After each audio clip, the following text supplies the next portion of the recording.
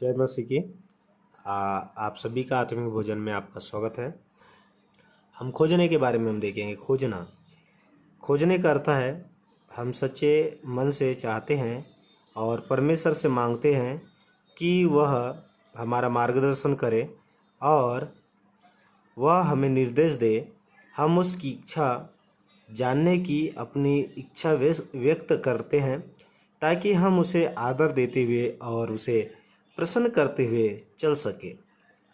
परमेश्वर हमें निमंत्रण देता है कि हम उसे खोजें और उसे विनती करें ताकि जिन बातों को हम नहीं जानते उन बातों के प्रगटीकरण को प्राप्त कर सके। Praise the Lord, hallelujah. मेरे प्रियो, यहाँ पर हम देखते हैं कि हमें निमंत्रण देता है कि हम परमेश्वर को ढूंढें, परमेश्वर को हम खोजें, परमेश्वर को हम जानें। जब हम परमेश्वर को हम जानते हैं तो परमेश्वर हमारे जीवन में आशीष को देता। यिर्मयाह उसका 29 उसका 12-13 पद में लिखा है, तब उस समय तुम मुझको पुकारोगे और आकर मुझसे प्रार्थना करोगे और मैं तुम्हारी सुनूंगा। तुम मुझे ढूंढोगे और पाओगे भी, क्योंकि तुम अपने संपूर्ण मन से मेरे पास आओगे।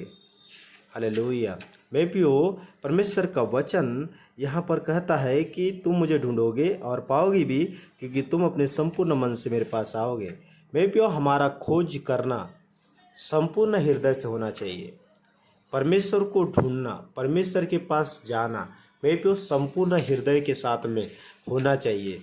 अगर से हम इस प्रकार से हम खोजते हैं तो हम परमेश्वर के हम उत्तर को हम प्राप्त करेंगे, परमेश्वर के हम अनुग्रह को हम अपने जीवन में प्राप्त करेंगे और उस अनुग्रहता के द्वारा, उस करुणा के द्वारा हम अपने जीवन में हम आत्मिक आशीषों को हम प्राप्त करेंगे और परमेश्वर के राज्य के लिए बड़ी आशीष का कारण ठहरेंगे मेरे प्रियो।